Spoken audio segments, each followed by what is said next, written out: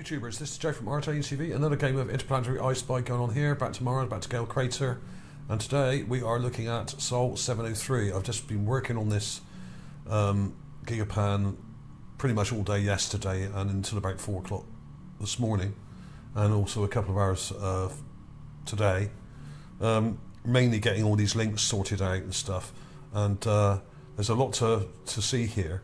But I'm not going to show you all of it today. I'm just going to show you the main things that we've got, the larger objects. There's loads of little things in here that I'm going to leave for you guys and girls out there to find, because basically there's too much to cover in one video, and if I did, I'd be here all day basically. There's so many fragments and fossils and skulls and bits and pieces lying around, and this is one of the ones that was made famous back in 2014 when I sent this image to my press agent back then, and she then sent it to the press, and then they printed it, and it was in the papers all over the world. Became quite famous, and was one of the reasons why I was asked to go on Ancient Aliens. Not the only one, but one of the top finds from that era.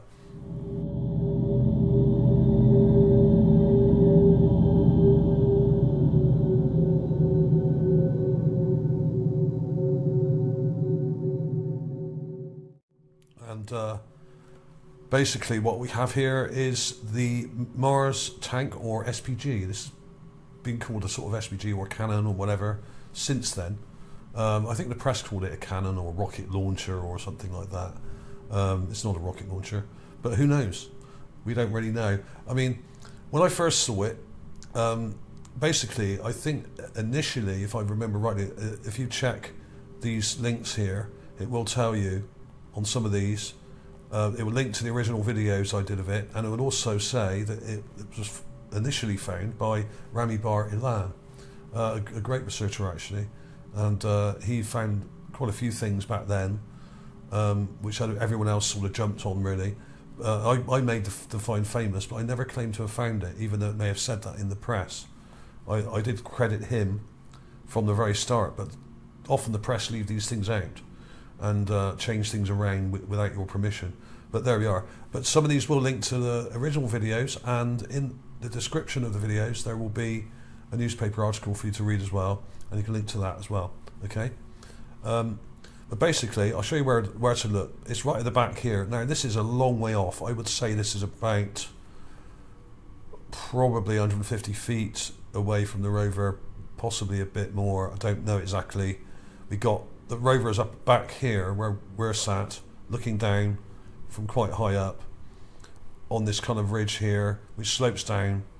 There's a whole bunch of things around here, and the SPG is right back here, and it looks very small. Why does it look small? Because it is small, but it's also a long way off, and it's probably only about 3 feet in height, possibly only 2.5. It could be 3.5 or 4. I don't think anyone's actually been able to come up with an ideal measurement for this, but I would say it's probably around 3 feet in height on the barrel there, from there to there.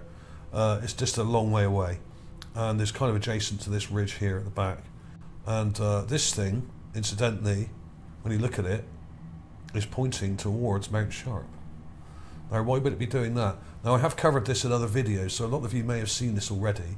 But these are new enhancements I've got here, and what I try to do is be a little bit more gentle with it and not go in too hard and not distort the image. Now what happens with these JPEGs, if you sharpen them too much, they all start to break up, and the shape gets very jagged and distorted around the edges. I've not done that this time.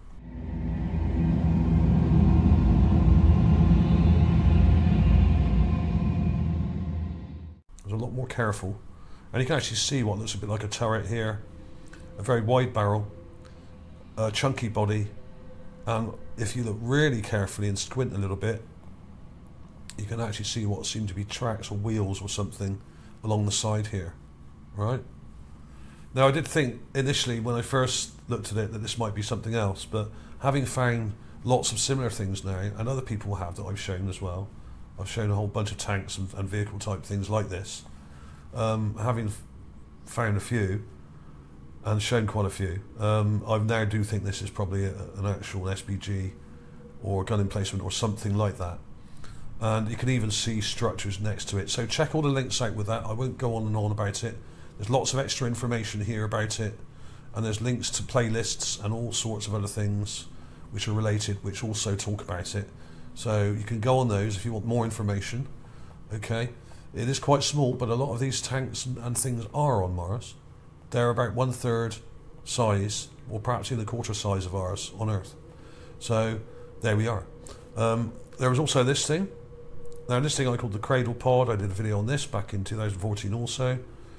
I don't think I discovered this either. I think it was Olympus Sky that first put this up as a video on YouTube, and a few other people did videos of it almost like the same day, I think.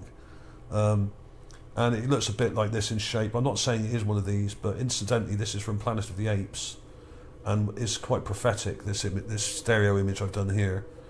Well, comparative image, because I didn't know back then that I would find so many apes and similar things on the surface, and it turned out that they're all over the place, and there is one in this image as well, which I'm going to show you now. But take notice of this central white column in there, in this thing here. You can see it quite clearly there. It's very straight. So this is an artificial object. Don't know what it is. This is only here for comparison, shape-wise. I don't really know what it is at all. I don't think anyone does. And it really stands out, even in the Gigapan up here. It's up here. You can really see that quite clearly.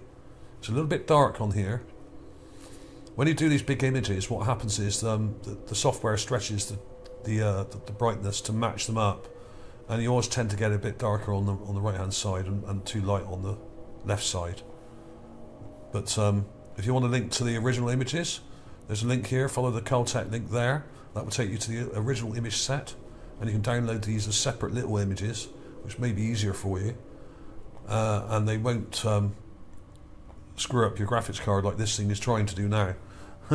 Okay, so the next thing to look at is, I think, this ghostly statue. Really, really cool, this. One of my favourite finds, this, with a beveled edge. Now, some people said it looks like a head. I don't think it is. I think it's carved, because you would not have a beveled edge on an actual specimen like this. So this is carved and shaped, possibly made of clay. It may not have been carved. It may have been moulded in clay by hand, and tools used to kind of shave it down and shape it. Who knows? There do seem to be a lot of clay figurines and things around on the ground, and this may be made of clay, but it may be actual stonework where it's been carved and chipped away and then rubbed down and smoothed out a bit. But we've got some interesting eye detail, teeth here, nose obviously, quite chubby cheeks like a Buddha almost, and a beveled edge like a gravestone here. And you can see it up here, just here, and it's got a very strange thing next to it as well. There it is. Now this is stretched a tiny bit. When the Gigapan software put all the images together, it's kind of squashed and stretched the images to make them fit together slightly. Okay, so this is slightly distorted in shape, but you can see it's there. You can see that beveled edge and face details there. And we've got this weird heart-shaped rock here. I don't know what that is, but it seems to be joined with something kind of going around it like this. It's very, very weird. But follow the links and it will take you to the original video, and it goes into a lot more detail there. So this one was also an interesting one. This is a much more recent find. I didn't find this until 2018. This is a gorilla skull, and I don't really see what else it can possibly be. It's not exactly the same as some of ours on Earth. It's not huge. This is about 5 inches across. Whereas I think sort of lowland gorillas like this, skulls would be more like 10. So it's not that big. This may even be 4.5 or 5 inches. This one would be more like 10 across, and they have slightly bigger features on the Earth types. But there are different types of gorillas down here on Earth, and I'm sure there are different types on Mars as well. They're not all going to be the same. There'd be different species. Some would be larger, some smaller. There'd probably be highland, or some that live near the northern areas, and some that live near the equator like this, which may be smaller. We don't know. And as if to magnify that point, there's this one. Now, I didn't find this. I don't know who found it initially, but I did do some very careful analysis on this, and you can follow these links to this video. This is a gorilla, but facially it's very different from this one on the right. This is very similar to this one in facial morphology. You can see the brow ridges here. Let me zoom in a bit. The brow ridge here matches this. The nose also matches here, very similar. And the mouth shape, the snout shape here, but you've got teeth coming down here. It's very vague. Some of this is fossilized, and the possible ear detail would have been here, but what we're seeing here is the jawbone coming down. You can see the joints here, okay, and the facial bones match up in shape and sort of scale as well. Very, very similar. The nose, the snout is slightly longer, almost like a baboon. So this may be a sort of cross species. And as if to magnify that point, I've got another one here. Now, this one was found in 2017. This is from Sol 51. Very early Sol, this one. And this is more like a baboon, but with a shorter snout. Here. See that? And if you look at the mouth detail, you've got teeth in there, you've got lip detail, got eye detail, ear, what looks like hair. Scruffy hair, shorter snout than the baboon example here, but similar small little beady eyes, right? Or at least one you can see there, can't quite see the other. Just about make out the edge of it there. Interesting. So there are loads of examples of these. There's about 25 I've found so far. Chimpanzees, baboons, gorillas, apes of all different sizes, some of them very, very small.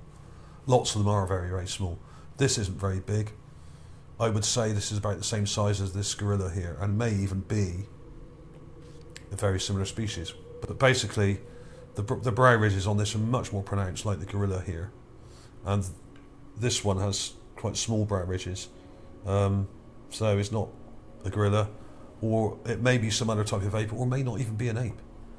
But it looks, to me, in the snout area and the ear detail, looks very ape-like.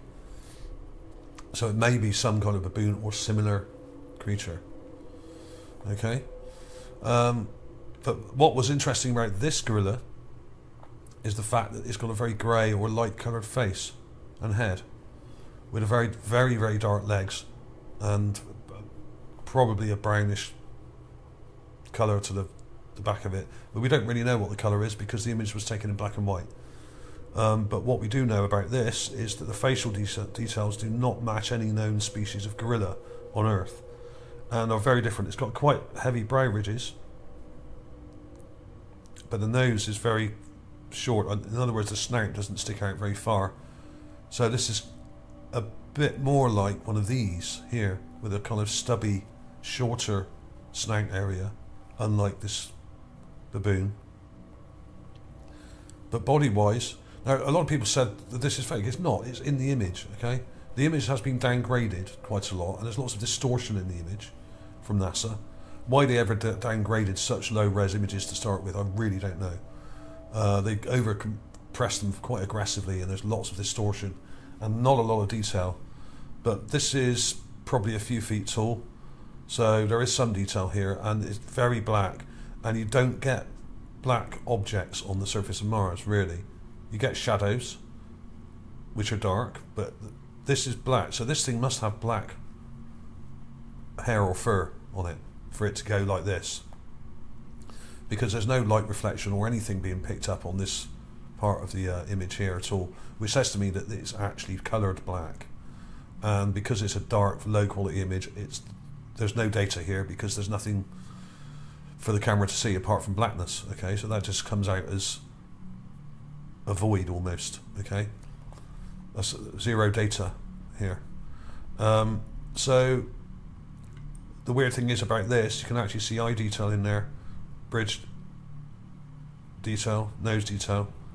You can't really see the mouth, and the mouth and snout area looks quite small and narrow, and doesn't really match up in morphology to what you would think of as a gorilla, who have quite pronounced and large snouts and chunky sort of facial features, okay, robust facial features.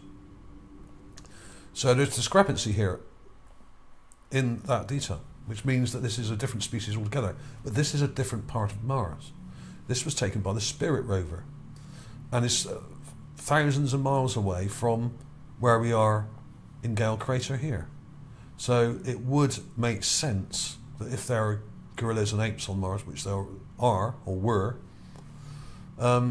it would make sense that there would be differences in the sort of facial morphology and size and colour and everything else, because this may be a completely different species on a different part of Mars. Different terrain. This is up higher. This is what I would call a lowland gorilla on Earth. This is a lowland gorilla, by the way. Highland gorillas have got much thicker, longer hair. And this is bound to be a lowland gorilla because we're in the bottom of a crater. So it's about as low land as you can get. We're about 3 miles down below the surface. This is 3 miles above on the surface, about 1,000 miles away, or 2, where the Spirit rover is, or was, I should say. It's still there, but it's conked out, of course. So different species, but maybe related. So there we are. So that was about it really for those. As I said, click on these links and it will take you to all sorts of videos and clips and images and playlists and everything else. And there's loads of information I've written up here. Now, as always, I do have quite considerable information underneath each video on YouTube. So you can always look at the descriptions on there, and it will link you to the original image sets and everything, and links to various stories and other articles and images and stuff from Wikipedia, that kind of stuff. But as for the tank, let's go back to the tank very briefly before we go. I do have an image up here of an SPG, right? Now, take notice on this image of this part of the barrel here.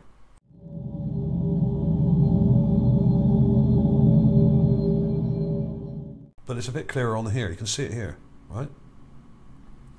So what that does basically is it lowers the pressure in front of the shell as the pressure behind the shell builds up very rapidly indeed in a millisecond. And that gives the shell greater velocity and accuracy and longer range as well. But not all of them have it. It depends on what type of gun it is, what type of barrel it is. Some have a smooth bore, some have these, a lot of them have diffusers on the end, okay? And what that does, it also helps diffuse a lot of the energy and it helps the gun stay stable during firing and makes it more accurate. You can see one here. If you look really carefully, you can see a reflection just there. There is one on here.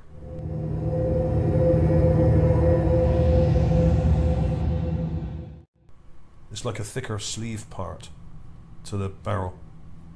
And there's also a thicker part at this end. You can see the shadow here, like you would get on here. You've got a thicker part here, and it goes narrower. Then we've got a fatter part in the middle, near the middle, towards the end. And then we have a diffuser on the end. So it does look like a cannon or something very similar because we have different parts to it. Now, this may be very vague, of course. Let's go in a bit closer. You can see that reflection there, and there's a darker bit here. So there's something going on with this barrel. It's not just a straight pole or tube. It has different parts to it, just like we have on here. Now, that's very specific detail. I know we can't see a lot of it, but that says to me that what we're looking at is a cannon, because that just simply wouldn't happen on a Hoover or a lawnmower or something like that. This is very wide also, relative to the actual body size of this thing. It's a very wide, large caliber gun in comparison. Okay, so those are very specific details that you do not get on rocks. Absolutely no way. And anyone who says that you do is talking absolute garbage, especially when you have rectangular structures next to it like we have here, which you can see a little bit better if you zoom out a bit. Just here, see that? So that was an interesting one. So do check all these. I do have this image up here where of that composite, just for a bit more clarity without all the annotations on. And if you come along to ArtAlienTV Mars magazine, there is a link in the description. You can download this if you like. I'll put a high quality JPEG up there, totally uncompressed JPEG, up on there for you, and you can come along and download it for free. It goes to show that Gale Crater, at least on Mars, was quite a diverse place with diverse creatures and cultures, carving things and making things and technology, but also weaponry. And it doesn't look like it ended very well for them in that respect. Okay, so thanks for watching, everybody, and as I always say, an open mind is required when viewing objects from other planets, because one day our very survival may depend on it. Okay, thanks for watching. Please share on social media. See you soon.